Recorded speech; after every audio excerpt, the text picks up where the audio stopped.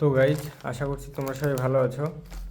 তো অনেক ভেবেচিন্তে এই ফোনটা অ্যামাজন থেকে অর্ডার করলাম। দুপুর নাগাদ অর্ডার করেছি, বিকেলের মধ্যে মানে সন্ধ্যার মধ্যে ফোনটা দিয়ে গেছে।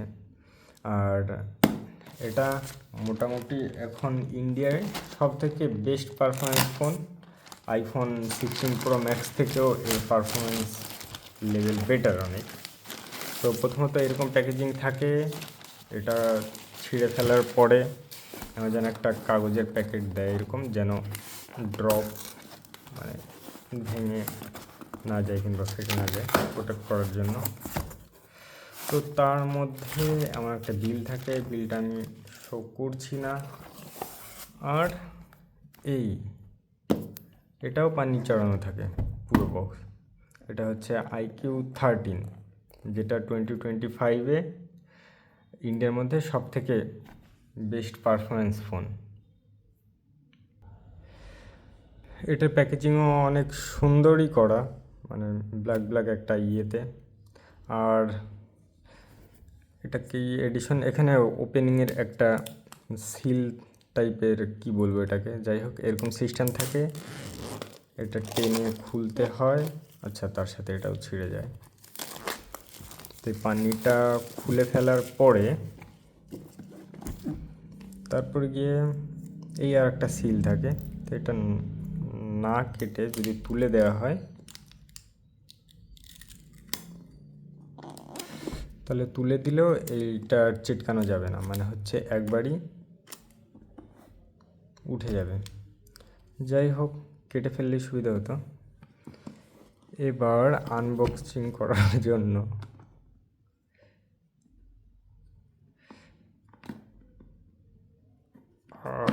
এটা এরকমভাবে হচ্ছে না অটোমেটিক,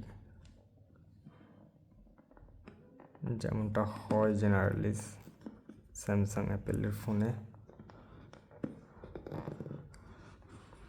পরে ধরলে এমনি খুলে। যাই হোক, এই হচ্ছে গিয়ে ফোন। আচ্ছা, অতটাও ভারী না। আর এটা ক্যামেরা মডেলটা যতটা ফটোতে কিংবা ইয়েতে দেখায় তার থেকে বড়, মানে অনেকটাই বড়। আর ফোনটা অনেক প্রিমিয়ামও মনে হয় হাতে ধরে, কিন্তু অতটা ভারী না যতটা মানে হচ্ছে। যেমন একটা এটার থেকেও সেম সেম সাইজের, কিন্তু একটু চওড়া বেশি হবে।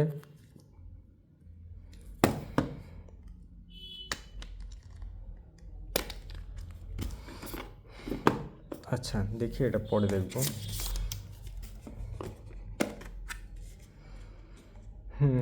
এবার BMW একটা স্টিকার, তার সাথে একটা সিম ট্রেটা ভালো, মানে হচ্ছে স্যামসাং যেমন দেয়, একটু সস্তা সস্তা টাইপের ওরকম না। যাই হোক, আর কিছু পেপার। আর হ্যাঁ, এই যেটা এটা দিয়ে ল্যাপটপও চার্জ করা যায়। এটা ল্যাপটপও চার্জ করার জন্য যে চার্জার Type-C to C একটা কেবেলটা যেমন কোয়ালিটি। যাই হোক, এগুলো পরে দেখব। কিন্তু এটার জন্য এক্সট্রা করে ল্যাপটপের চার্জার ক্যারি করতে হবে না। 120 ওয়াটের চার্জার, সেখান থেকে 65 ওয়াটে ল্যাপটপ চার্জ হয়। অনেক ল্যাপটপই, বেশিরভাগই 65 ওয়াট 45 ওয়াটে চার্জ হয়। তো ল্যাপটপও চার্জ দেওয়া যায় এটা দিয়ে। এটা একটা দারুণ জিনিস যে এক্সট্রা করে চার্জার ক্যারি করতে হবে না। ঠিক আছে, এগুলো থাক। এই একটা কেসটাও মোটামুটি। এবার যেটা, যে এটা আনর্যাপ করার জন্য আমি ওরকম করে ছিঁড়ে আনর্যাপ করছি না। আমি উপর দিয়ে বের করার চেষ্টা করি, দেখি বেরোয় কি না। যদি বেরোয় তাহলে আর ছিঁড়ছি না। বেরিয়ে গেছে। আচ্ছা, এটা যেটা বলেছিল যে সাইড থেকে অনেক সময় মনে হয় যে ফিনিশিংটা অতটা বেটার না, তেমনটা একটুখানি বলা যায় যে ফিনিশিংটা অতটা বেটার না। মানে হচ্ছে গিয়ে গ্লুটা এখানে ঠিকঠাক করে পড়েনি। যাই হোক, এবার এর যদি সাইজ দেখতে হয় তাহলে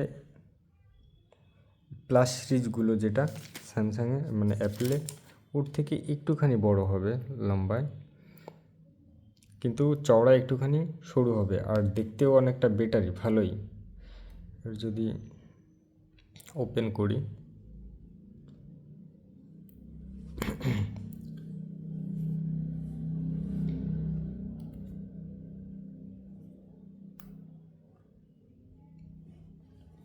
আর হ্যাঁ, এটা থিকনেসও আমি বলবো সেমই। কত আছে আমার তো মনে নেই, আর আমারও তো ধারণাও নেই, কিন্তু দেখে দেখে এটা বেশি থিন মনে হয়। আচ্ছা, আমি এটা সেট আপ করে নিই, পরে গিয়ে আবার। তো এটার ফার্স্ট লুক এমন। সেট আপ কমপ্লিট করার পরে মোস্টলি ভাইব্রেন্ট, এতটা ব্রাইটনেস দিলে ফোন অটোমেটিক করে নিচ্ছে, ওই জন্য বোঝা যাচ্ছে না। আর হচ্ছে এটা কেস ইউজ করার পরেও অতটা বাল্কি মনে হয় না, মানে যতটা আইফোন মনে হয় অতটা বাল্কি মনে হয় না। এটাও অনেক লাইট ফোন, কিন্তু তাও অনেকটা ওয়েট মনে হচ্ছে এর অপেক্ষায়। আর কি বলবো, এটা এটা আনবক্সিং ছিল, আর পরে না হয় এর অন্য ভিডিও নিয়ে আসবো। বাস আজকে এই পর্যন্তই। আর এক্সট্রা যে অ্যাপসগুলো আছে, যেগুলো কিছু কিছু আছে সেগুলো আনইনস্টল করতে হবে, সেটার ভিডিওর মধ্যে করছি না। কিছু গুগলের অ্যাপস আছে, আর ওদের কিছু আছে যার মধ্যে কিছু কিছু আনইনস্টল করতে হবে, আর কিছু আপডেট করছে, ইনস্টলিং আরও ইনস্টল করবে, তারপরে গিয়ে ওগুলো আনইনস্টল করতে হবে। এগুলো অফ করার অপশান আমি ওখানে দেখতে পাইনি, কিংবা মিস করে গেছি। ঠিক আছে, আজকের মতো এই পর্যন্তই, টাটা। আর যে হ্যাঁ, এটা যদি গ্লিপ লাইটিংটা যদি একবার দেখানো যায়, সেটা দেখাই। আচ্ছা, এটা গ্লিপ লাইটিং না, ডাইনামিক লাইট। তো এটা অন অফ করার অপশান আছে, তো তখন এরকম লাইটিংটা হয়, যেখানে বিভিন্ন অপশান আছে কীভাবে এটা অন অফ হবে, এর ব্রাইটনেস কম বেশি করার অপশান আছে।